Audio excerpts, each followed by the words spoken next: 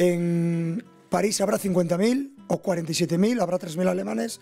Nosotros lo único que vamos a asegurar es no damos un balón por perdido hasta el minuto 98. Ese es nuestro objetivo, que nuestros aficionados se sientan orgullosos de nosotros.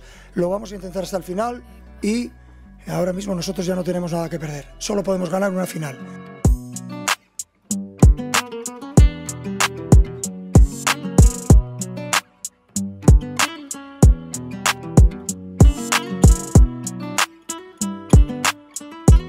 Hello à tous, ravi de vous retrouver dans la quotidienne. Rien n'est perdu pour Luis Enrique et ses troupes défait 1-0 sur la pelouse du Signal Iduna Park de Dortmund. En demi-finale aller de la Ligue des Champions, piégé à la demi-heure de jeu par Niklas Füllkrug. Il a emmené au passage malgré lui sur son but la jambe de Lucas Hernandez qui tentait d'intervenir. Sorti sur blessure, le défenseur a été contraint de céder sa place à Beraldo. À 2 semaines de l'annonce de la liste de Didier Deschamps pour l'Euro, c'est une terrible nouvelle puisque Hernandez est victime d'une rupture du ligament croisé du genou gauche. En plus d'être forfait pour la demi-finale retour, il est donc forfait pour le championnat d'Europe. Une nouvelle fois après le mondial 2022. On lui souhaite plein de courage. Autre fait, moins inquiétant cette fois, c'est Kylian Mbappé qui n'est pas rentré avec tout le monde dans le même bus. Il a dû repartir de son côté après avoir été soumis au contrôle antidopage. L'attaquant a tout de même pris le temps de poster ce message plein d'espoir pour le match retour sur les réseaux sociaux.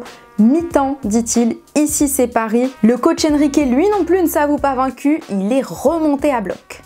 Es la primera vez que nosotros vamos a jugar nuestro segundo partido fuera de casa, o sea, en casa, con lo cual son escenarios diferentes y nuevos.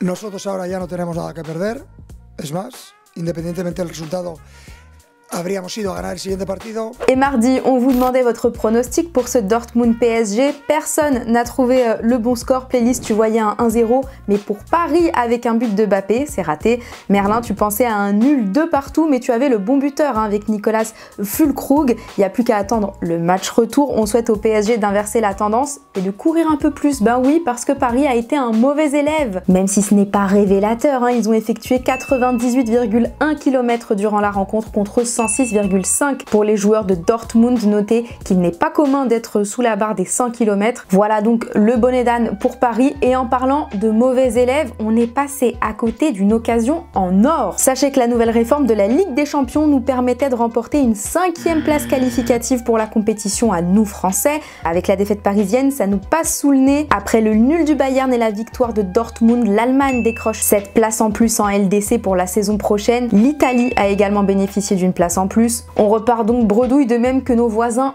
anglais, mais eux peuvent se consoler avec une performance, celle de leur poulain Jadon Sancho. Contre Paris, il a gardé tout son sang-froid avec 7 dribbles réussis en 30 minutes pour un total de 12 réussis sur la partie. C'est plus que toute l'équipe parisienne réunie. Pour vous dire, sur Instagram, il a réagi comme ceci. On recommence la semaine prochaine à Paris, soutenu en commentaire par un buteur de ces demi-finales, Vinicius, qui ajoute « Quel joueur quand le talent rencontre le talent, quoi ». Il y en a un qui devait se réjouir du résultat d'hier, c'est Mohamed Eni, le trublion qui a littéralement campé devant le stade. Le BVB lui a même rendu hommage sur Twitter. Bon, c'est bien d'être contre le PSG, mais c'est mieux d'être avec l'OM. Et ça tombe bien car ce soir, ce sont les demi-finales de la Ligue Europa. On aura un choc entre Rome et Leverkusen d'une part, mais nous aurons tous les yeux rivés sur Marseille qui accueille un Atalanta en pleine forme, restant sur 3 victoires de rang. Jean-Louis Gasset nous a annoncé que Mbemba, Murillo et Unai étaient incertains pour cette rencontre. Heureusement, son homme fort Pierre-Emerick Aubameyang est bien là, et à entendre le coach phocéen, c'est tout ce dont il a besoin. Je crois que c'est le meilleur buteur de la compétition. Ça parle tout seul. Depuis que je suis arrivé, c'est le joueur qui nous fait la différence. C'est un professionnel hors pair. J'ai entendu qu'on parlait de son âge. J'y crois pas. J'y crois pas. Il a 20 ans dans sa tête. C'est un pro. C'est une très belle personne. Il est très généreux. Et s'il a fait une carrière comme ça, s'il a joué dans des très grands clubs, aujourd'hui, qu'il fasse une grande saison à l'Olympique de Marseille, pour moi, c'est quelque chose de normal. Bon, c'est pas pour autant qu'il n'est pas un petit peu sous pression, Jean-Louis Gasset. Il a compris tout l'enjeu de ce match. L'impression que j'ai, c'est que c'est pas qu'un club, c'est une ville entière qui joue une demi-finale de Coupe d'Europe. Voilà ce que je ressens. On peut pas se promener sans que les gens nous parlent de ça. Donc je vous dis, c'est un club, oui, mais c'est une ville entière. C'est toute une ville qui est mobilisée et tellement que le président Longoria, tenez, a voulu prévenir l'Atalanta. Les Italiens devraient se souvenir de ce déplacement. Chapeau à l'Atalanta pour la victoire à Anfield contre Liverpool. Mais jeudi, ils vivront l'enfer du Vélodrome.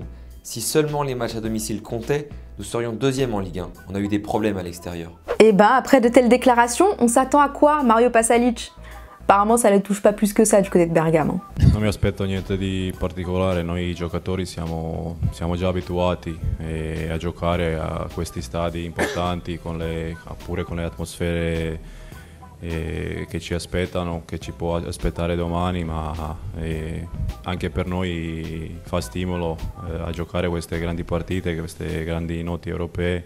Alors je vous pose la question du jour, comment selon vous Marseille peut-il venir à bout de l'Atalanta à Bergame? Quel sera le facteur X? Vous nous dites tout et demain on sélectionnera 2 commentaires.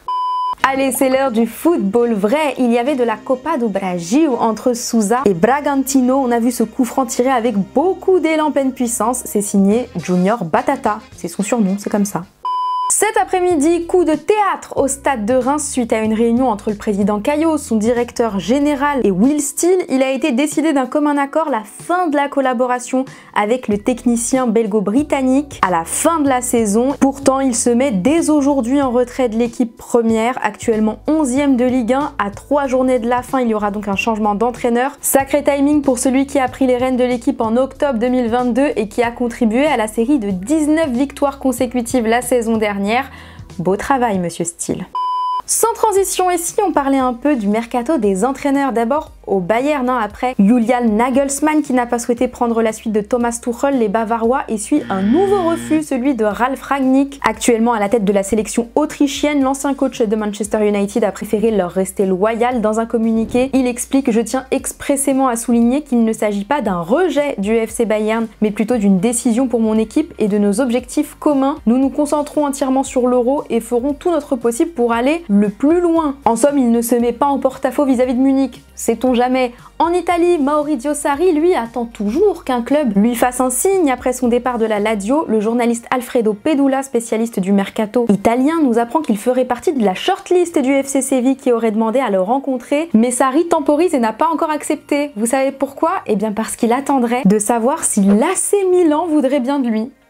Pas mal comme justification. Avant de se quitter, est-ce que Marco Verratti vous manque en Europe? Je vous pose la question parce que Mundo Deportivo croit savoir que Petit Hibou a été proposé au FC Barcelone, qui ne serait pas contre sa venue, à une condition tout de même: qu'il accepte une baisse conséquente de salaire à 31 ans et après une saison passée au Qatar. Dites-nous en commentaire si vous pensez que ce serait un choix judicieux pour lui. Et voilà, c'est déjà la fin de la quotidienne. On va se retrouver demain pour débriefer le match de l'Olympique de Marseille notamment. Et d'ici là, on se quitte en images et en musique. Ciao!